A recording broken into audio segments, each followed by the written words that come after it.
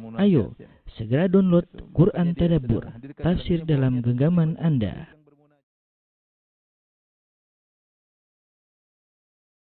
Bismillahirrahmanirrahim. Assalamualaikum warahmatullahi wabarakatuh.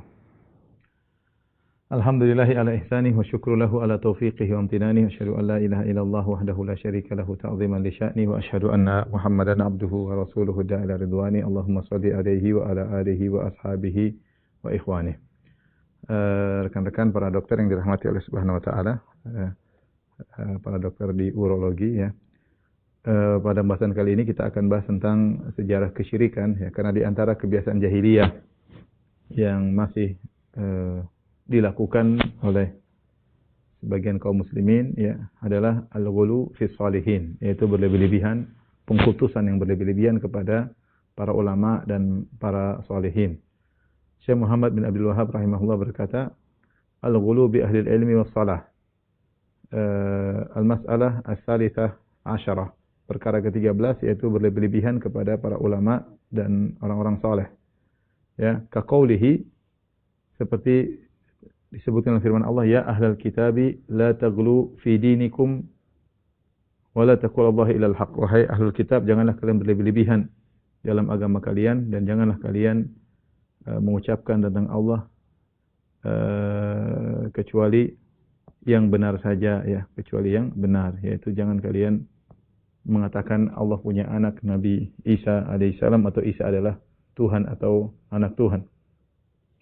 Taib, maka pada kesempatan ini kita akan bahas tentang sejarah kesyirikan, dan ternyata kalau kita telusuri nanti kita dapati bahwasanya sumber kesyirikan sebab utamanya adalah pengkultusan terhadap orang-orang soleh. Perhatikan ikhwan akhwat yang dirahmati Allah Subhanahu wa taala. Pertama yang Allah manusia pertama Allah utus adalah Adam alaihissalam. Adam alaihissalam. Kemudian Adam beranak pinak ya. Maka tersebarlah manusia ya. Sampai akhirnya Allah utus Nabi Nuh alaihissalam. Nabi Nuh alaihissalam. Ketika Adam diutus ya, masa antara Adam Nabi Nuh, sebagaimana perkataan Ibnu Abbas radhiyallahu anhuma, bahwasanya kana baina Adam wa Nuh 10 qurun, ada 10 generasi antara Adam dengan Nabi Nuh ya. Kalau kita estimasi misalnya satu generasi adalah 1000 tahun, karena Nabi Adam sendiri umurnya 960 tahun, umurnya 1000 tapi 40 dia hadiahkan kepada Nabi Daud alaihissalam, sehingga umurnya dalam riwayat yang sahihah adalah 960 tahun. Nabi Nuh alaihissalam umurnya 1000 tahun kurang lebih, karena Allah berfirman dalam surat Al-Ankabut, laqad arsalna Nuhan ila qaumihi falabitha fihim alfa sanatin illa 50 aman fa akhadhahumut tufan wa hum zalimun. Kata Allah Subhanahu wa taala, sungguh kami telah mengutus Nuh kepada kaumnya dan dia menetap di kaumnya untuk berdakwah 950 tahun. Ya, setelah itu kaumnya pun ditimpa dengan banjir yang besar ya. Nah, Nabi Nuh alaihissalam sebelum diangkat menjadi berdakwah, berapa umurnya ada khilaf. Ada yang mengatakan 40, ada yang mengatakan 200. Kemudian setelah kaumnya dibinasakan dengan banjir, berapa lama dia bertahan juga ada khilaf. Intinya umurnya sekitar 1000. Sekitar 1000 kurang lebih. Nah, kalau kita ambil rata-rata 1000 setiap generasi, berarti antara Adam dan Nuh kira-kira ada kurang lebih 10.000 tahun. Ini kira-kira saja, tidak ada dalil yang jelas, cuma kita kira-kira saja ya. Nah, antara Adam dan Nuh ya, ini ya tidak pernah terjadi kesyirikan. Tidak terjadi kesyirikan. Hanya kemaksiatan. Hanya kemaksiatan. Ya, Allah Subhanahu wa taala berfirman, kana nasu ummatan wahidah ya. Manusia dahulu adalah suatu umat yang satu, yaitu di atas tauhid. Kemudian mereka melakukan kesyirikan. Fa ba'atsallahu an-nabiyina mubasysyirin wa mundzirin. Maka Allah kemudian mengutus para nabi untuk beri kabar gembira dan beri peringatan. Tadinya mereka adalah umat yang satu. Wa ma kana an-nasu illa ummatan wahidatan fakhtalafu. Ke dalam surat yang lain kata Allah Subhanahu wa taala, tidaklah manusia dahulu kecuali umat yang satu di atas tauhid. Kemudian mereka berselisih, yaitu ada yang melakukan kesyirikan. Nah, kemaksiatan sudah terjadi zaman Nabi Adam, ya. Contohnya Kabil membunuh Habil, ya. Kabil membunuh Habil, adiknya Habil, ya. Yang Allah sebutkan dalam surat Al-Maidah, kata Allah Subhanahu wa taala, "Watlu 'alaihim naba'a bani Adam bil haqqi id qarraba qurbanan fatuqabbala min ahadihima wa lam yutaqabbal min al-akhar. Qala la aqtulannak. Qala innama yataqabbalu Allahu minal muttaqin la in basatta ilayya yadaka litaqtulani ma ana bibasiti yadiya li aqtulak." Dan seterusnya Allah sebutkan, bacakanlah kepada mereka tentang kisah dua anak Adam yang ketika mereka menyerahkan korban kepada Allah Subhanahu wa taala, maka kurbannya Habil diterima, adapun kurbannya Qabil tidak diterima. Qabil pun hasad, maka dia pun bunuh Habil. Jadi pembunuhan sudah terjadi, tetapi belum terjadi kemaksiatan, belum terjadi kesyirikan. Tidak terjadi kesyirikan, yang terjadi hanya kemaksiatan. Contohnya Qabil bunuh Habil. Apakah ada kemaksiatan yang lain? Tentunya ada. Mungkin ada penipuan, mungkin ada perzinahan, mungkin saja, tetapi kesyirikan belum terjadi. Kesyirikan pertama kali terjadi di zaman Nabi Nuh. Ya, kesyirikan pertama terjadi di zaman Nabi Nuh alaihissalam. Jadi selama sekitar 10.000 tahun, 10 generasi tidak ada kesyirikan. Ketika terjadi kesyirikan, baru Allah mengutus Nabi Nuh sebagai Rasul yang pertama. Ya, Nabi Nuh adalah Rasul yang pertama. Kata dalam hadis yang sahih, ketika di padang mahsyar orang-orang datang kepada Nabi Nuh, mereka berkata, ya Nuh, anta awwalu rusuli ila ahlil ardi wa sammakallah abdan syakura. Kata mereka, ya Nuh, engkau Rasul pertama yang Allah utus kepada penghuni bumi. Kenapa? Apa gerangan yang menjadikan Allah mengutus Nabi Nuh? Karena terjadi kesyirikan ketika itu. Jadi kesyirikan di zaman Nabi Nuh. Kesyirikan itu apa? Adalah menyembah selain Allah Subhanahu wa taala. Apa sebabnya? Sebabnya karena pengkultusan terhadap orang-orang saleh, ya. Sebabnya pengkultusan terhadap orang-orang saleh. Terhadap orang-orang saleh. Allah berfirman dalam surat Nuh, kata Allah Subhanahu wa taala, ya. Wa makaru makran kubbara. Wa qalu la tadharunna alihatakum wa la tadharunna waddan wa la suwa'an wa la yaghutha wa ya'uqa wa nasra. Kata Allah Subhanahu wa taala, mereka kaum Nabi Nuh melakukan makar yang besar. Mereka melakukan makar yang besar. Makar besar. Dan mereka berkata, jangan kalian sekali-sekali meninggalkan, la tadharunna, jangan kalian tinggalkan sembahan-sembahan kalian, ya. Jangan tinggalkan sembahan-sembahan kalian. Tuhan-tuhan kalian. Jangan kalian tinggalkan Wad, satu Wad, ya. Kemudian Suwa, yang kedua namanya Suwa. Yang ketiga namanya wala Suwan wala Yaghus wa Ya'uq, Yaghus. Yaghus, kemudian Ya'uq. Kemudian Nasr. Siapa ini 5 orang ini? Ya, Wad 1, 2 Suwa, 3 Yaghus, 4 Ya'uq, 5 Nasr. Inilah 5 sesembahan-sembahan yang disembah selain Allah di zaman Nabi Nuh, yang gara-gara ada kesyirikan ini maka Allah utus Rasul yang pertama. Sebelumnya terjadi kesyirikan, sebelumnya terjadi kemaksiatan, pembunuhan, tapi Allah enggak ngutus Rasul. Ya, ketika sangat urgen terjadi kesyirikan, maka baru Allah mengutus Nabi Nuh alaihissalam. Sebabnya karena pengkultusan terhadap orang-orang soleh ini. Ya. Ibnu Abbas berkata dalam Sahih Bukhari, kata Ibnu Abbas radhiyallahu ta'ala anhuma, haula'i, kata Ibnu Abbas, isma'u rijalin salihin min qaumi Nuh.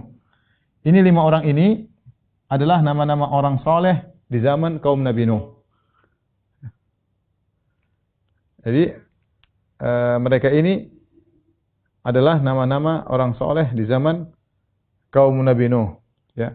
Falamma matu, tatkala orang-orang soleh ini meninggal dunia, auha syaitan ila qaumihim, maka syaitan datang mewahyukan, mengilhamkan, membisikkan kepada kaumnya, anin sabu fi majalisihim allati kanu yajlisuna fiha ansaba. Kata syaitan, itu ada majelis-majelis mereka yang biasa mereka berzikir, untuk ilmu, memberi nasihat. Itu majelisnya dibangun patung-patung aja. Patung-patung mereka. Wasammuha bi asma'ihim, dan jangan lupa kasih nama patung-patung tersebut dengan nama-nama mereka. Tujuannya untuk zikroyat, untuk kenangan, ya, sebagai penghargaan, untuk motivasi. Kemudian kata Ibnu Abbas, falamma mata halaka ulaik, tatkala para generasi yang pernah bangun patung tersebut pada meninggal semuanya, wa nusiyal ilmu, dan ilmu telah dilupakan, ubidat, maka patung-patung ini disembah. Perhatikan, Ibnu Abbas menjelaskan syaitan dalam menjerumuskan manusia ke dalam kesyirikan punya tahapan. Tahapan-tahapan syaitan. Tahapan-tahapan syaitan. Perhatikan. Ya, pertama, ya, ketika mati orang-orang soleh, ketika kelima orang soleh ini wafat,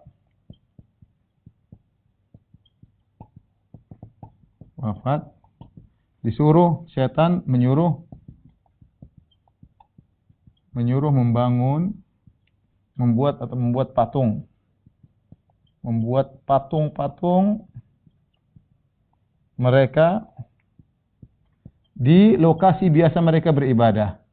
Lokasi biasa mereka bermajelis.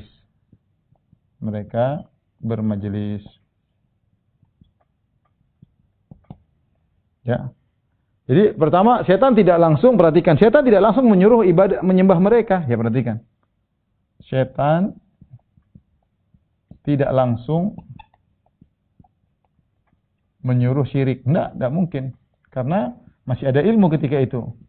Tapi setan bertahap, ada rencana jangka panjang. Tidak langsung tidak ada yang dengar. Cara pertama suruh dulu bikin patung. Patungnya di mana? Di majelis. Mereka tetap majelis biasanya mereka menuntut ilmu atau mengajarkan ilmu, majelis biasanya berzikir. Tujuannya untuk motivasi, ya. Tujuan untuk mengenang, ya, memotivasi, menghargai dan lain-lain. Ya.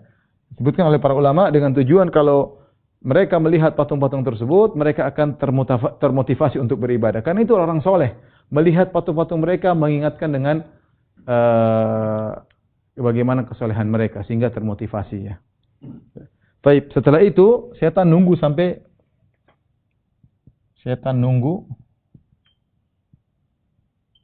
ya, hingga generasi yang membangun meninggal. Generasi yang bikin patung pada meninggal.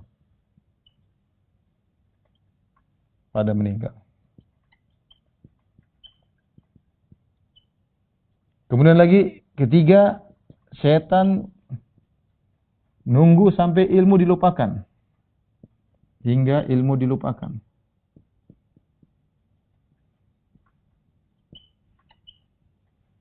Yang keempat, baru disuruh menyembah.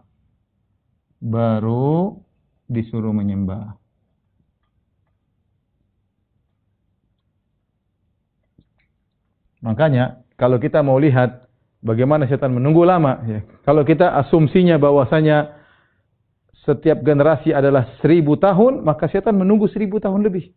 Kira-kira, ya. Jadi tidak langsung setan suruh beribadah. Pertama bikin patung, tahapan bertahap. Bikin patung untuk kenangan, untuk mengingat jasa-jasa mereka. Ini orang soleh, ya. Setelah itu tunggu berjalan, orang-orang datang ingat kebaikan mereka. Setan nunggu sampai generasi yang membangun itu meninggal semua. Karena generasi ini yang tahu tujuannya bukan untuk diibadahi, tapi untuk kenangan. Generasi ini hilang, kemudian setan nunggu lagi sampai ilmu hilang. Wa nusiyal ilmu tentang tauhid, ilmu tentang bahaya kesyirikan dilupakan, baru ubidat, baru setan nyuruh untuk disembah, akhirnya disembahlah orang-orang soleh tersebut. Ini semua ikhwan dan akhwat para dokter yang dirahmati Allah Subhanahu wa taala, sebab terjadi kesyirikan. Kesyirikan pertama di bumi adalah al-ghulu fi shalihin. Al-ghulu fi shalihin, yaitu pengkultusan terhadap orang soleh. Pengkultusan kepada orang-orang soleh. Ibnu Hajar mengatakan inilah penyakit, inilah pengkultusan orang soleh asal dari kesyirikan di alam semesta.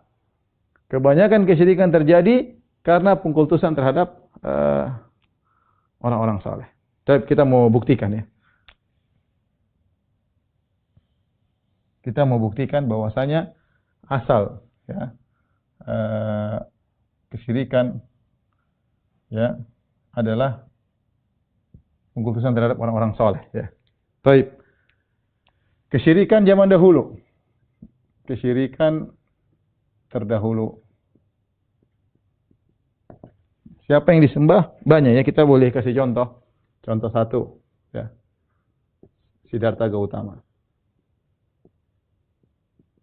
Ya, kita tahu Siddhartha Gautama, dia tidak, kalau kita baca literatur, tidak pernah dia ngaku sebagai Tuhan. Tidak pernah. Dia juga tidak pernah menciptakan. Dia muncul karena ketidaksetujuan dengan adanya, sebagaimana saya baca, ketidaksetujuan dengan adanya kasta-kasta yang terjadi ketika tersebar agama Hindu, yang di situ ada kasta, beberapa kasta, ya kasta Brahmana, Ksatria, Waisya, Sudra, dan itu tidak logis bagi dia. Ya, sebagaimana orang sudah dilahirkan kemudian memiliki kasta tertentu, maka dia pun meninggalkan dunia.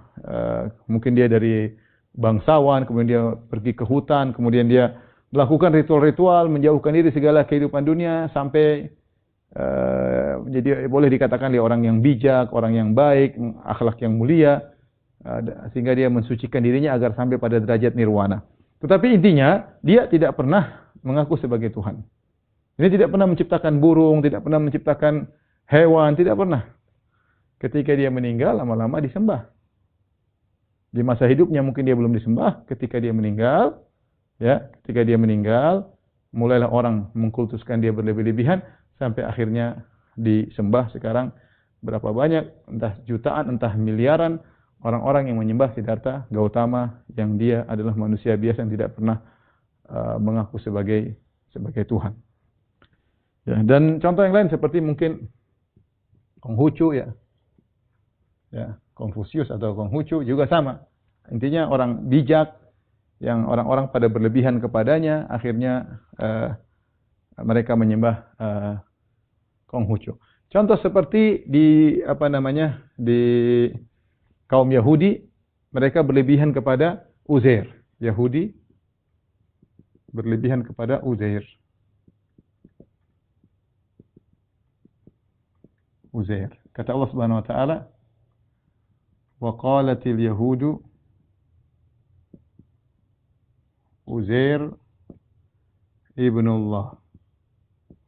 Mereka berkata Uzair adalah putra Allah. Ya. Ya, ini adalah sikap berlebihan, entah apakah mereka menyembah Uzair atau tidak.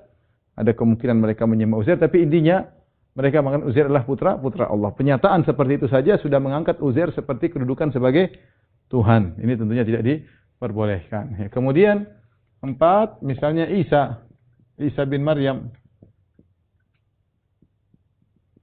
alaihissalam. Ya, Isa bin Maryam alaihissalam. Demikian juga Maryamnya. Ya. Dua-duanya diangkat menjadi dikultuskan berlebihan, ya. Makanya Allah berkata, tatkala pada hari kiamat kelak Allah kumpulkan Nabi Isa dengan para pengikutnya, Allah bertanya, "A anta qulta lin-nasi ittakhiduni wa ummiya ilahaini min dunillah?" Ya, kata Allah Subhanahu wa taala, "Anta qulta lin-nasi ittakhiduni wa ummiya ilahaini min dunillah." Kata Allah, wahai Isa, apakah kau perintahkan kepada manusia, kau katakan jadikanlah aku dan ibuku menjadi tuhan-tuhan selain Allah? Kata Isa, enggak pernah ya Allah. Aku tidak berkata kepada mereka kecuali yang hak. Ya. Kemudian Nabi Isa mengatakan, wa kuntu alaihim syahidan ma dumtu fihim. Ketika aku masih bersama mereka, aku melihat apa yang mereka lakukan. Falamma tawaffaitani, tatkala kau angkat aku, kunta antar raqiba alaihim. Engkau yang mengawasi mereka. Jadi Nabi Isa tidak tahu apa yang dilakukan oleh para pengikutnya. Nabi Isa dan Maryam adalah manusia biasa. Ya. Makanya Allah di antara membantah orang-orang Nasara, Allah bikin satu statement saja sederhana. Kana yakulani ta'am, bahwasanya Nabi Isa dan Maryam makan makanan. Sifat manusia, bukan Tuhan. Tuhan harusnya tidak membutuhkan kepada selainnya. Tuhan seharusnya tidak membutuhkan kepada makanan. Adapun Nabi Isa, Maryam, kana yakulani ta'am, jelas sangat mudah. Kalau Allah wa huwa yut'imu wa la yut'am. Allah memberi makan dan Allah tidak dikasih makan.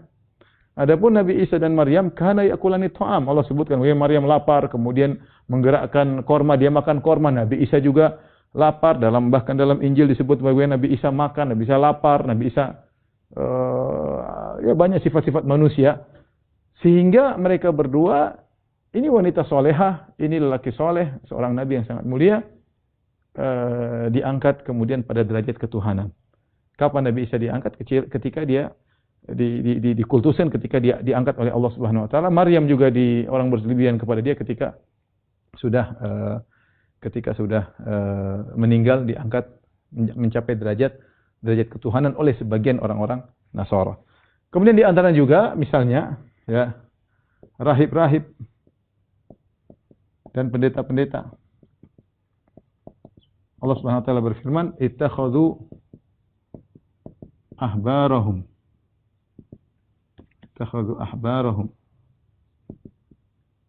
wa ruhbanahum arbaban min dunillah wal masih ibn Maryam wa ma umiru illa liya'budu ilahan wahidan wa ma ya'muru ini sudah. Ittakhadhu ahbaran wa ruhbanan min dunillah min dunillah al-masih ibn Maryam. Ya, mereka menjadikan pendeta-pendeta, rahib-rahib mereka sebagai sembahan-sembahan selain Allah dan juga al-masih sebagai sembahan selain Allah. Di antaranya sikap mereka mengkultuskan para pendeta dan para rahib adalah dalam masalah penghalalan dan pengharaman, yaitu dalam konteks penghalalan dan pengharaman. Memang untuk rahib, mereka tidak menganggap rahib sebagai putra Allah atau anak Tuhan, tidak. Tetapi mereka dalam penghalalan pengharaman, mereka nunduk kepada rahib dan pendeta. Oleh karenanya ketika turun ayat ini, Adi bin Hatim berkata, "Ya Rasulullah, kami tidak mau menyembah rahib-rahib." Kata Nabi SAW, "Bukankah tatkala mereka menghalalkan apa yang Allah haramkan, fatuhillunahu, kalian ikut-ikutan menghalalkan? Dan sebaliknya, bukankah ketika mereka mengharamkan apa yang Allah halalkan, kalian ikut-ikutan mengharamkan?" Kata Adi bin Hatim, "Iya Rasulullah." Kata Rasulullah SAW, "Fatilka ibadatuhum." Itulah bentuk ibadah kepada rahib-rahib dan pendeta dalam konteks penghalalan dan pengharaman. Ya. Ini contoh-contoh kesyirikan terdahulu. Kalau kita perhatikan, semuanya kembali kepada pengkultusan terhadap orang-orang soleh. Di antaranya juga Lata. Kata Allah, "Afara'aitumul Lata wal Uzza." Afara'aitumul Lata wal Uzza. Lata wal Uzza. Wa manata tsalitsatul ukhra. Lata, kata Ibnu Abbas berkata, "Kana yalitu as-sawiqa lil hujjaj." Lata dulu orang yang baik. Dia dulu suka membagi-bagi makanan kepada jamaah haji, bagi-bagi gratis. Tatkala dia meninggal dunia, maka dibangunlah patung di atas kuburannya. Akhirnya disembah. Disembah. Jadi, kalau kita bicara tentang sejarah kesyirikan, semuanya berputar asalnya pada pengkultusan terhadap orang-orang saleh. Makanya Allah mengatakan di akhir kitab, la taghlu fi dinikum wa la taqulu Allahi ilal haq. Wahai ahlul kitab, janganlah kalian berlebihan dalam agama kalian. Jangan kalian berbicara tentang Allah kecuali yang benar. Allah tidak punya anak. Nabi Isa bukanlah anak Allah Subhanahu wa taala. Inilah sebab-sebab kesyirikan terdahulu kalau kita rata-rata gara-gara mengkultuskan orang-orang saleh. Bagaimana dengan kesyirikan sekarang? Ya, kesyirikan sekarang.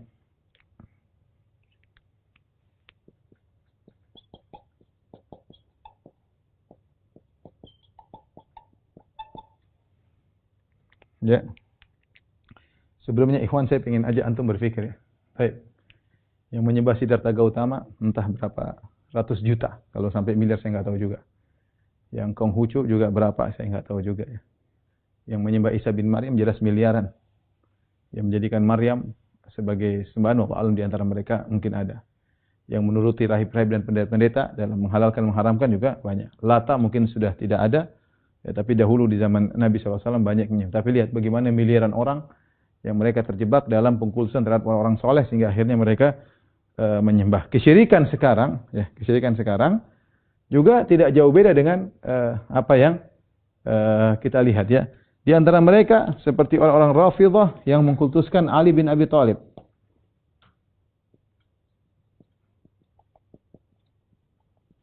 Terhadap Ali dan Husain. Betapa sering kita dengar di Ka'bah mereka mengatakan labbaik ya Husain, labbaik madad al-madad ya Husain, pertolongan Husain. Sampai ada klip ketika seorang di pesawat dalam kondisi sulit dia berteriak ya Ali, ya Ali. Dia bukan berkata ya Allah tapi ya Ali, ya Ali. Ya, ini menyedihkan ya, menyedihkan ya. Kemudian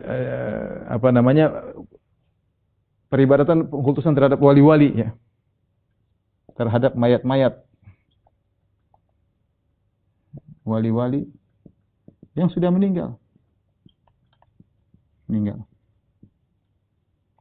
Sudah pernah kita sampaikan dalam pengajian Syarah Al-Qawaidul Arba' di antara kaidah yang disebutkan oleh Syekh Muhammad bin Abdul Wahhab di kaidah yang keempat dari Qawaidul Arba', beliau mengatakan Syekh Muhammad bin Abdul Wahhab bahwasanya sebagian orang musyrikin zaman sekarang lebih parah daripada kaum musyrikin di zaman Nabi sallallahu alaihi wasallam. Dari sisi apa? Satu sisi, dari sisi orang-orang musyrikin zaman dahulu dalam kondisi genting, mereka minta kepada Allah Subhanahu wa taala. Bahkan mereka bertauhid. Wa idza raqibu fil fulki da'allaha mukhlishina lahuddin falamma najjahum ilal barri idza hum yusyrikun. Ketika mereka dalam kondisi genting di lautan, ya, maka mereka pun ikhlas berdoa kepada Allah. Falamma najjahum ilal barri, tatkala diselamatkan di daratan, idza hum yusyrikun, mereka syirik kembali. Tapi menjadi perhatian kita, dan ayat ini seperti begini banyak, ada beberapa ayat saya sebutkan dalam Syarah Al-Qawaidul Arba'. Di antaranya tadi, dalam kondisi genting, mereka ya meminta kepada Allah. Lihatlah bagaimana Abu Jahal ketika dalam perang Badar. Kepada siapa dia berdoa? Dia berdoa kepada Allah.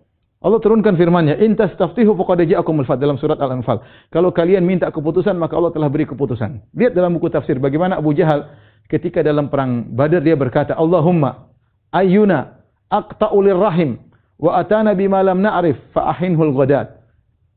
Abu Jahal, pimpinan orang-orang musyrikin berdoa, "Ya Allah, siapa di antara kami, aku atau Muhammad, yang paling memutuskan silaturahmi, yang datang dengan perkara yang kami tidak kenali sebelumnya, maka hancurkanlah dia hari ini." Dan ternyata Allah mengkabulkan, kata Allah, "In tastaftihu", kalau kau ingin keputusan, maka telah datang keputusan. Akhirnya Abu Jahal dibinasakan oleh Allah. Tapi mau saya Abu Jahal dalam kondisi demikian, dia minta kepada Allah Subhanahu wa taala. Dan itu kebiasaan orang jahiliyah. Ternyata ada sebagian orang-orang di zaman sekarang yang justru dalam kondisi genting justru melakukan kesyirikan. Saya akan sebutkan 4 ulama yang menyebutkan hal ini dari negeri-negeri yang berbeda-beda. Ya. Pertama, Syekh Muhammad bin Abdul Wahhab rahimahullahu taala. Dan beliau tinggal di Najd. Kalau kita baca sejarah bagaimana beliau berdakwah, ya, beliau dahulu di kampung beliau ada kuburan namanya kuburan Zaid bin Khattab, saudaranya Umar bin Khattab, yang kalau tidak salah mati syahid dalam perang Yamamah. Orang-orang dalam kondisi genting mereka pergi ke kuburan, minta kepada Zaid bin Khattab. Berbulan-bulan Syekh Muhammad bin Abdul Wahhab pergi ke kuburan tersebut sambil berkata Allahu khairun min Zaid, Allah lebih baik daripada Zaid, agar mereka berfikir Allahu khairun min Zaid, Allah lebih baik daripada Zaid, minta kepada Allah, tapi mereka tetap minta kepada kuburan Zaid bin Khattab. Makanya Syekh Muhammad Wahab menyebutkan tentang bahwasanya sebagian orang-orang di zaman sekarang kesyirikannya lebih parah daripada kesyirikan orang-orang terdahulu. Ini Syekh Muhammad Wahab. Kita berpindah kepada seorang ulama namanya Al-Alusi, seorang ahli tafsir, punya buku tafsir, dan dia ada Ahlul Bait. Al-Alusi adalah keluarga Ahlul Bait, Habib ya. Dan dia punya buku judulnya Ruhul Ma'ani. Antum bisa baca, dan saya nukil juga dalam syarah Al-Qawaidul Arba, ya, insyaallah sebentar lagi terbit ya. Di situ saya sebutkan bagaimana dia tulis dalam tafsirnya bahwa ketika dia masih kecil, ba'dul mutasyayikhah, sebagian dai-dai, sebagian orang yang disebut syekh bilang sama dia, wahai fulan, ketika dia masih kecil, kamu kalau dalam kondisi genting, jangan minta sama Allah. Kalau kau langsung minta sama Allah, Allah tidak akan pedulikan engkau. Tapi mintalah kepada wali-wali kalau ingin direct. Kalau kau minta kepada wali-wali, wali-wali akan perhatian kepada engkau dan engkau akan diselamatkan. Kata Al-Alusi, dan dia adalah Ahlul Bait, saya begitu dengar perkara yang mengerikan. Bagaimana saya diwasiatkan seperti itu. Bayangkan dalam kondisi genting, jangan minta kepada Allah, tidak akan peduli dengan engkau. Seuzon kepada Allah. Kamu siapa mau didengar sama Allah? Supaya didengar, minta lewat wali-wali. Ya. Dan ini ulama Irak. Kemudian dia sebutkan, dan demikianlah sebagian dai-dai sekarang, sebagian syekh-syekh di zaman dia, seperti ini pemikirannya. Dia sebutkan dalam tafsirnya. Ya. Ingat ya, dia lain tempat, di Irak. Ternyata dia cerita di Irak juga demikian. Contoh lagi perkataan Asy-Syaukani. Al-Imam Syaukani dalam tafsirnya, Tafsir Qadir, Fathul Qadir. Al-Imam Syaukani ulama Yaman. Ulama Yaman. Dia juga membahas dengan pernyataan yang sama. Ketika dia menafsirkan ayat tentang bagaimana orang-orang musyrikin dahulu, ketika dalam kondisi terdesak, minta kepada Allah dan lupa dengan kesyirikannya, dia mengatakan bahkan orang sebagian sekarang dalam kondisi genting malah minta kepada mayat-mayat. Dia mengatakan demikian. Bagaimana keyakinan mereka terhadap mayat-mayat menjadikan mereka parah seperti ini? Yang dia mengatakan telah sampai kabar kepadaku tentang seperti ini dengan kabar yang mutawatir. Artinya banyak orang-orang melakukan demikian, kata Syaukani. Dan Syaukani itu ulama Yaman. Dia bercerita tentang kondisi penduduk di Yaman. Yang terakhir adalah Muhammad Amin Asy-Syinkiti yang memiliki buku Tafsir Adwaul Bayan dari Mauritania. Dia juga menyampaikan yang sama, bahwasanya ada sebagian orang zaman sekarang justru dalam kondisi genting, justru minta-minta kepada wali-wali, bahkan tidak minta kepada Allah. Ini ulama dari 4 tempat yang berbeda. Muhammad bin Abdul Wahab dari Najd, Saudi.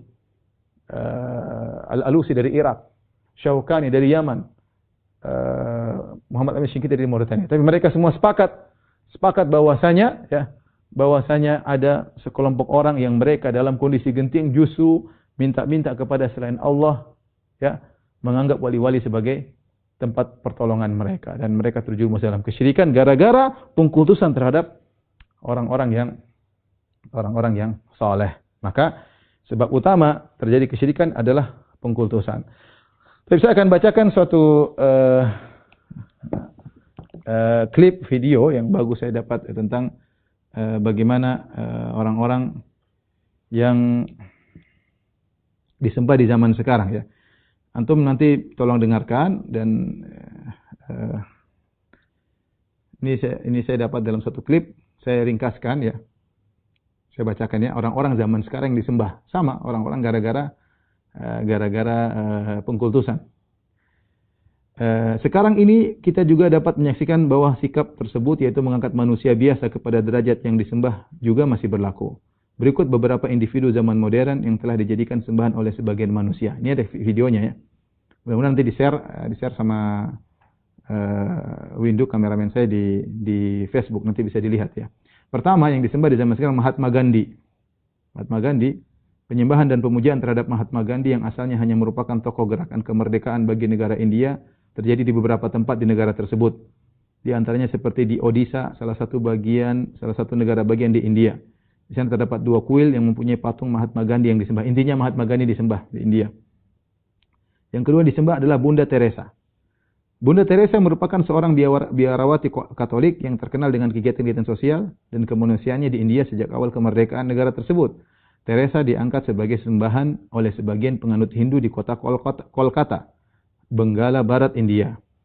Teresa dianggap oleh mereka sebagai salah satu dewi di kota Kolkata. Selain itu patungnya juga diletakkan bersama dengan patung-patung dewi Hindu yang lain dalam festival dewi-dewi Hindu yang lain dalam festival Durga Puja di mana festival tersebut merupakan festival khusus pemujaan terhadap dewi-dewi Hindu Durga. Di antara yang disembah zaman sekarang, Jos Rizal. Jos Rizal merupakan seorang tokoh nasionalisme Filipina. Kedudukan Jos Rizal telah diangkat dengan luar biasa oleh sebagian penduduk Filipina hingga sampai pada derajat Tuhan. Golongan yang fanatik dengan Jos Rizal ini telah mewujudkan gerakan agama baru yang dinamakan dengan Rizalista, dengan menggabungkan elemen-elemen agama Kristen Katolik dengan kepercayaan-kepercayaan mereka terhadap Jos Rizal. Pada hari ini, sistem kepercayaan Rizalista ini bertebaran di seluruh Filipina dan penganutnya mempunyai gereja-gereja tersendiri. Yang di antaranya ada yang disembah masih hidup seperti Narendra Modi, Perdana Menteri India. Ada juga yang buat patungnya kemudian disembah. Ya. Kemudian di antaranya Haile Selassie. Haile Selassie merupakan seorang raja dari negara Ethiopia yang diangkat dan dipuja menjadi Tuhan oleh orang berkulit hitam di Jamaika. Ini mungkin Tuhan berkulit hitam.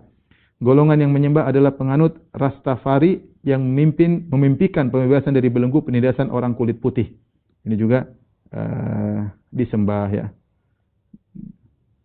Baik, sekarang kita akan bahas tentang bagaimana usaha Nabi SAW untuk mencegah pintu-pintu pengkultusan ini agar tidak terjadi kesyirikan. Ikhwan akhwat yang hormat itu ada anunya.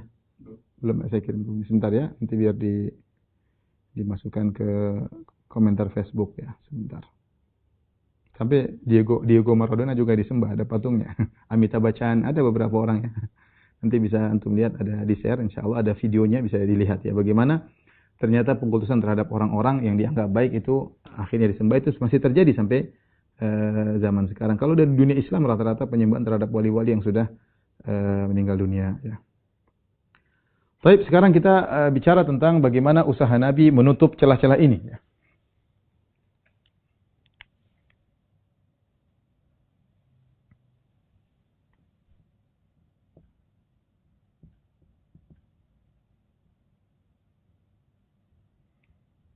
Untuk mencegah pengkultusan terhadap dirinya.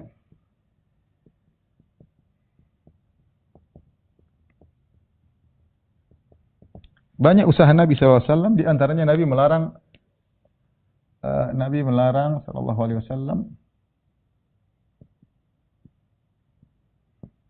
melarang dia dipuji berlebihan.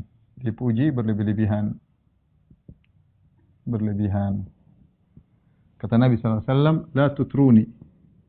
Rasulullah SAW bersabda, la tutruni kama atratin nasara ibnu Maryam. Innama ana abdun faqulu Abdullahi wa rasuluh. Kata Nabi SAW, janganlah kalian berlebihan dalam memujiku sebagaimana orang-orang Nasara berlebihan dalam memuji Ibnu Maryam. Ya.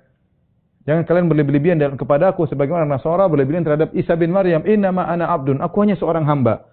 Faqulu Abdullahi wa rasuluh. Katakanlah hamba Allah Rasul. Makanya sebagian orang memuji Nabi tegur. Contoh, di zaman Nabi ada yang berkata, wa fina nabiyyun ya'lamu ma fil ghad. Di antara kami ada nabi yang tahu tentang apa yang terjadi besok hari. Nabi tegur, enggak boleh mengucapkan demikian. Nabi tegur ya. Ini kaidah Nabi tegur. Di zaman sekarang ada seperti syair yang kita bilang berlebihan, khawatir menunjukkan pada kesyirikan dan yang lain, tapi sebaiknya dijauhi. Seperti perkataan Al-Busiri atau dalam sebuah syair dia berkata, wa inna min judika ad-dunya wa darataha. Ya. Sungguhnya di antara kedermawananmu adalah dunia dan akhirat. Ini dikritik oleh para ulama perkataan ini. Bagaimana dunia akhirat dari kedermawanan Nabi, ya. Ya mungkin kalau orang mau takwil, maksudnya begini, maksudnya begitu. Tapi zahirnya ini tidak benar zahirnya. Ya, di antara kedermawanan Anda wahai Rasulullah adalah dunia dan akhirat. Nah, kalau dunia akhirat dari Nabi yang dari Allah yang mana? Wa min ulumika ilmal lauhi wal qalami. Dan di antara ilmumu adalah ilmu lauhil mahfuz. Kalau Nabi tidak tahu ilmu gaib ya. Nabi tidak tahu lauhil mahfuz kecuali yang dikabarkan oleh Allah, itu pun hanya sedikit, hanya sebagian. Ya, Nabi asalnya tidak tahu ya. Tapi Allah mengatakan, "Walau kuntu a'lamul ghaiba lastakthartu minal khair." Katakanlah wahai Rasulullah, kalau aku tahu ilmu gaib, aku akan berbanyak berbuat kebaikan. Wa ma masaniya su', dan aku tidak akan ditimpa dengan kemudaratan. Ya, dan seluruh nabi tidak tahu ilmu ilmu gaib. Dari Nabi Nuh ketika kaumnya menyuruh dia untuk mengakui ilmu gaib, kata Nabi Nuh, "Wala a'lamul gaib." Aku tidak tahu ilmu gaib. Ilmu gaib hanyalah hak Allah Subhanahu wa taala. Maka Nabi melarang dirinya berlebihan untuk dipuji. Tadi kita sebutkan di antaranya Nabi menegur orang yang menyatakan beliau tahu apa yang terjadi besok. Nabi tegur. Ya. Di antaranya Nabi menegur orang yang mengatakan Masya Allah wa syi'ta. Nabi SAW menegur orang yang menyatakan Masya Allah wa syi'ta. Artinya atas kehendakmu dan atas kehendak Allah dan kehendakmu, atas kehendak Allah dan kehendakmu. Kehendakmu Nabi, kata Nabi sallallahu alaihi wasallam, atajallahi niddan, Nabi berkata, ataja'alu lillahi niddan, apakah engkau menjadikan aku tandingan bagi Allah? Jadikan aku tandingan bagi Allah.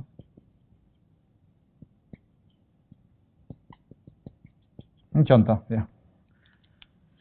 Kemudian di antaranya Nabi SAW tidak suka jika sahabat berdiri untuk menghormatinya. Kata Anas bin Malik berkata, radhiyallahu anhu berkata, "Ma kana ahadun ahabba ilaihim min Rasulillah wa kanu idza ra'awhu lam yaqumu lima ya'lamuna min karahiyatihi lidzalik." Artinya, kata Anas bin Malik, tidak ada seorang pun yang paling dicintai oleh sahabat seperti Nabi SAW. Mereka sangat cinta kepada sahabat, lebih daripada orang tua mereka, lebih daripada diri mereka sendiri. Ya, mereka sangat cinta kepada Nabi. Tetapi kata Anas, wa kanu idza ra'ahu, kalau mereka lihat Nabi datang, mereka tidak berdiri. Lima ya'lamuna min karyatil lidzalik, karena mereka tahu Nabi tidak suka dengan hal tersebut. Nabi tidak suka. Nabi bersabda, Nabi tidak suka sebenarnya. Nabi bersabda, sallallahu alaihi wasallam bersabda, "Man ahabba an yatamathala lahun nas qiyaman falyatabawwa maq'adahu minan nar." Kata Nabi SAW, siapa yang suka orang berdiri menghormati dia, siapkan kapilnya di neraka. Nabi yang bilang, jadi ingin dihormati, dia lewat semuanya berdiri. Nabi bilang jangan. Nabi tidak suka. Siapkan kaplingnya di neraka. Makanya Nabi tidak suka kalau dia datang orang berdiri menyambutnya. Beda kalau orang datang untuk menyalami, tapi kalau berdiri kemudian lewat gitu Nabi tidak suka. Makanya di antara kesalahan praktek di zaman sekarang, ketika sebagian saudara-saudara kita melakukan praktek maulid, dan ini diingatkan oleh Syaukani dalam kitabnya Risalah fil Maulid. Risalah fi Hukmil Maulid. Imam Syaukani, ma'ruf, orang Yaman semua tahu tentang bagaimana Syaukani, penulis Nail Autar dan Ahlul Hadis, penulis tafsir, Fathul Qadir ya, dan banyak buku-bukunya ya. Dia mengatakan di antara kesalahan orang-orang yang melaksanakan maulid, meyakini Nabi hadir dalam acara mereka. Ya, Nabi hadir dalam acara mereka. Dan Nabi tidak keluar dari kuburan kecuali hari kiamat. Ya. Nabi tidak pernah keluar dari kuburan ketemu Abu Bakar. Nabi tidak pernah keluar dari kuburan ketemu dengan Umar. Tidak pernah keluar kuburan ketemu dengan istri yang dia cintai. Tidak pernah keluar kuburan ketemu Fatimah. Kemudian orang-orang sekarang meyakini Nabi keluar ikut acara maulid. Baik, ini salah satu kesalahan. Kesalahan kedua, mereka berdiri menganggap Nabi datang. Kemudian mereka baca Tala al-Badru alaina min thaniyatil wada. Nabi saja ketika masih hidup tidak suka digitukan. Ya. Nabi ketika itu tidak suka digitukan. Ya. Bagaimana kemudian sudah meninggal dunia. Dianggap datang dan Nabi tidak suka ya. Kita cinta sama Nabi, Tapi kita harus ikut aturan Nabi sallallahu alaihi wasallam. Kita tidak bisa mengekspresikan cinta kita kepada Nabi dengan sekehendak kita. Para sahabat menimbang. Mereka sangat cinta. Lihat Anas mengatakan, kami sangat cinta kepada Nabi. Tapi untuk mengekspresikan mereka lihat dulu. Nabi tidak suka kalau dia datang kepada orang berdiri, Nabi tidak suka.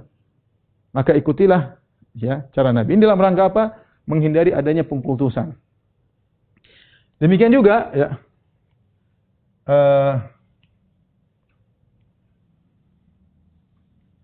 Di antaranya Nabi sallallahu alaihi wasallam ya, Nabi sallallahu alaihi wasallam menegur sebagian sahabat yang memuji Nabi di hadapan Nabi. Di hadapan Nabi sallallahu alaihi wasallam. Jadi ada sebagian sahabat utusan datang kepada Nabi sallallahu alaihi wasallam, kemudian mereka berkata, Ya Rasulullah, anta sayyiduna. Anta sayyiduna. Mereka juga berkata, anta afdalu minna. Afdaluna. Anta afdaluna wa a'zamuna taulan. Kata mereka, ya Rasulullah, engkau sayyid kami, pimpinan kami. Engkau adalah yang terbaik dan paling agung di antara kami berbuat kebaikan. Maka Rasulullah SAW mengatakan, Qulu biqaulikum aw bi ba'dhi qaulikum. Kata Nabi berkata, Nabi mengomentari, kata Nabi SAW, As-Sayyid huwa Allah. Sayyid itu adalah Allah Subhanahu wa taala. Qulu biqaulikum ba'dhi qaulikum wa la yastahwiyannakum syaitan. Wa la yastahwiyannakum syaitan. Kata Nabi, jangan sampai kalian digelincirkan oleh syaitan. Nabi padahal sayyid. Nabi sayyid. Nabi adalah sayyid. Tidak ragu Nabi adalah sayyid. Apalagi Nabi berkata, Ana sayyidu waladi Adam yaumal qiyamati wala fakhr. Aku adalah pemimpin seluruh anak Adam pada hari kiamat dan tidak ada kesombongan bagiku. Tetapi ketika ada gejala-gejala ini sebagian orang memuji Nabi berlebih-lebihan, maka Nabi tegur jangan sampai mereka berlebih-lebihan. Nabi mengatakan, As-Sayyid huwa Allah, yang Sayyid adalah Allah. Ya, jangan sampai kau berlebihan. Ya, karena mereka kelihatan engkau adalah Sayyid kami, engkau yang terbaik, engkau. Maka Nabi mengatakan, La yastahwiyannakum syaitan. Jangan sampai kalian tergelincirkan oleh syaitan. Ini diantara Nabi menutup celah jangan sampai orang-orang berlebih-lebihan memuji Nabi akhirnya mengkultuskan sebagaimana orang-orang Nasara berlebih-lebihan kepada Nabi sallallahu alaihi wasallam. Baik, berikutnya Nabi berwasiat tentang kuburan beliau. Karena kita tahu tadi banyak kesyirikan terjadi karena pengkultusan terhadap orang-orang saleh terutama setelah mereka meninggal dunia. Maka Nabi juga mengkhawatirkan akan hal tersebut. Di antaranya, ya, Nabi mengisyaratkan agar beliau tidak dikubur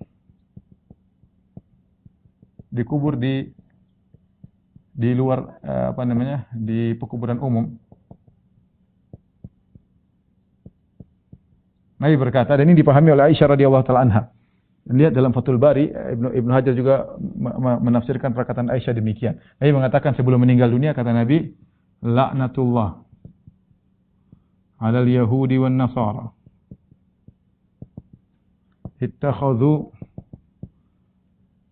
qubur anbiya'ihim masajid yuhadziru ma sana'u. Kata Nabi, Allah melaknat Yahudi Nasrani, mereka menjadikan kuburan nabi-nabi mereka sebagai masjid tempat ibadah. Maka Aisyah berkata, walaula dzalik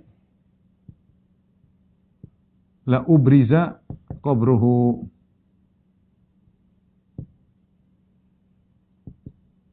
Ghairu akhafu an yattakhadha masjida. Ya. Kalau bukan karena itu, tentu kuburan Nabi sudah dikuburkan di luar sana. Tidak dalam rumahnya. Khawatir kalau dikubur luar, orang akan menjadikan dia. Aisyah memahami perkataan Nabi. Di antara sebab Nabi dikubur di rumahnya, ada dua sebab. Pertama, khawatir terjadi pengkultusan terhadap kuburan Nabi. Yang kedua, karena memang Nabi dikuburkan di mana tempat dia meninggal dunia. Ya. Di antaranya ini wasiat Nabi pertama. Yang kedua, ya.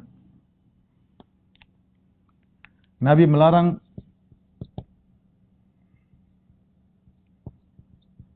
kuburannya dijadikan id. Dijadikan id.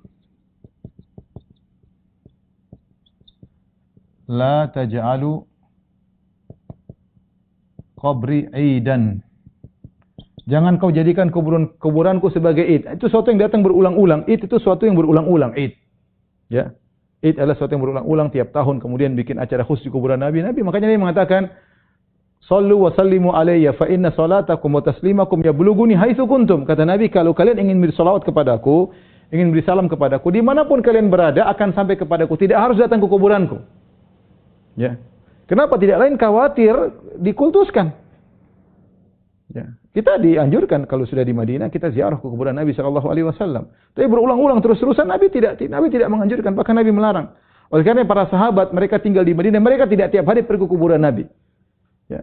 Mereka kalau mau safar baru ke kuburan Nabi atau pulang dari safar mereka ke kuburan Nabi. Bukan tiap hari ke situ. Ya. Kenapa? Khawatir ada pengkultusan. Ya. Oleh karenanya lihat bagaimana Imam Nawawi rahimahullah menegur. Kata Imam Nawawi, jangan terpedaya dengan sebagian orang yang mengusap-ngusap badan mereka ke kuburan Nabi sallallahu alaihi wasallam. Ya, meskipun banyak orang yang melakukannya. Jangan ya, karena ada pengkultusan. Di antara juga Nabi berdoa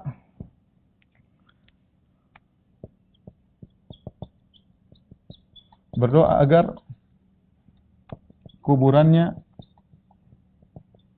tidak jadi berhala yang disembah.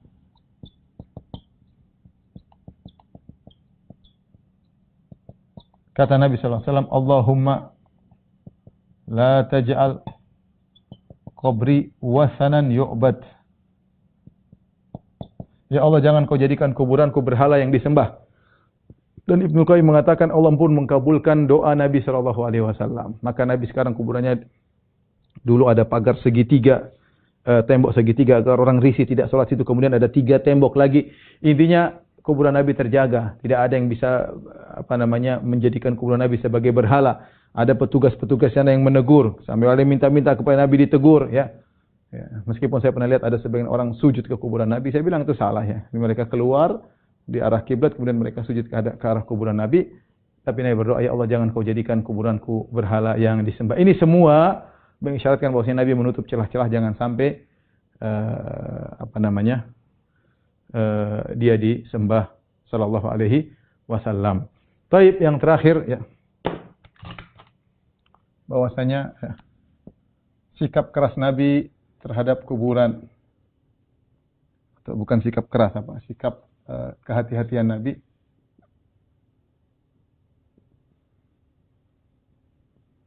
terhadap kuburan. Intinya apa? Nabi pernah melarang ziarah kubur.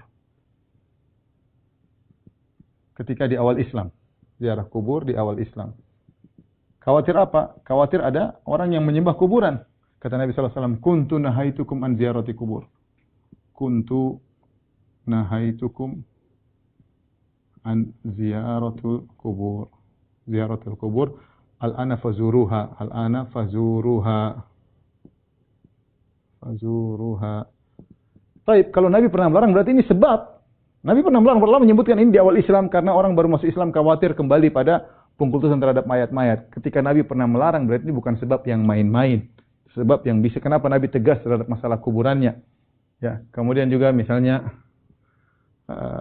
Nabi melarang ya salat di kuburan atau ke arah kubur. Ya, dua-duanya dilarang. Saya mengatakan la tusallu ilal kubur. Jangan salat ke arah kuburan. Khawatir seakan-akan terhadap pengkultusan terhadap kuburan. Tidak ada salat di kuburan, tidak ada salat ke arah kuburan kecuali salat jenazah. Karena salat jenazah tidak ada rukuk dan sujud. Tidak jadi masalah. Ya. Kemudian di antaranya, ya, Nabi melarang kuburan ditinggikan. Dalam hadis yang masyhur dalam Sahih Muslim, kata Ali bin Abi Thalib, Ala aba'athuka ala ma ba'athin Rasulullah sallallahu maukah aku tugaskan kepada engkau wahai Abul Hayyaj Al-Asadi sebagaimana Nabi pernah menugaskan kepadaku. Jangan alla tada qabran musyrifan illa sawaitahu. Jangan kau biarkan ada kuburan yang tinggi kecuali kau ratakan. Dan itulah yang dipraktekkan oleh kerajaan Arab Saudi ketika mereka memiliki kekuasaan, mereka meratakan kuburan-kuburan di Baqi yang tadinya tinggi-tinggi diratain. Meskipun sebagian orang enggak suka ya, tapi itu sunnah Nabi. Nabi pernah menugaskan Ali bin Abi Thalib untuk melakukan demikian. Ya, kita tahu bahwasanya semua Habib kembali kepada Ali bin Abi Thalib dan kembali kepada Rasulullah sallallahu alaihi wasallam. Tugas Rasulullah menugaskan Ali untuk meratakan kuburan, ya. Nabi melarang kuburan di semen. Ditulisi. Nabi melarang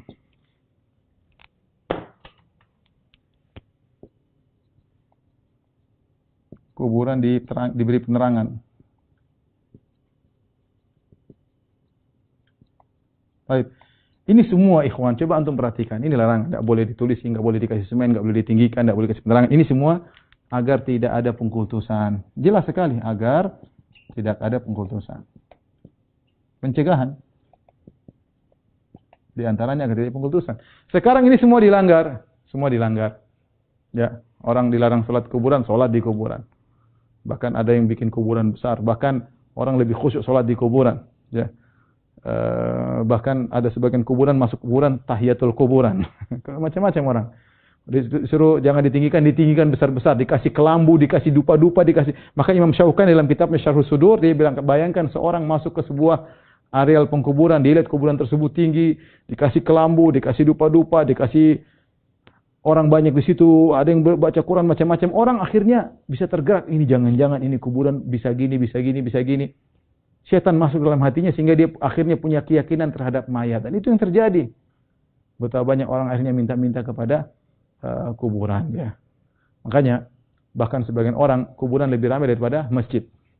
Saya bicara nyata ini, saya punya kawan, bapaknya bikin masjid. Masjidnya sepi. Akhirnya ada sebagian orang kasih ide, Pak kalau pingin masjidnya ramai, pindahin kuburan Habib di sini. Biar ramai. Karena sebagian orang memang mencari kuburan. Mereka mengagungkan Habib karena orang mulia, orang soleh. Tapi bukan begitu caranya. Kemudian akhirnya dia orang lebih senang ke kuburan daripada ke masjid. Orang bisa di kuburan berdoa nangis-nangis sementara di masjid tidak. Orang bisa khusyuk ibadah di kuburan sementara di masjid tidak. Ini salah. Kuburan menjadi saingan bagi masjid-masjid Allah Subhanahu wa taala. Ini semua ikhwan dan akhwat yang dirahmati Allah Subhanahu wa taala, di antara sebab utama terjadi kesyirikan adalah al-ghulu fi shalihin, berlebih-lebihan terhadap orang saleh. Wallahu alam bisawab. Demikian apa yang disampaikan, kurang lebih saya mohon maaf. Wabillahi taufiq wal hidayah. Assalamualaikum warahmatullahi wabarakatuh. Waalaikumsalam warahmatullahi wabarakatuh.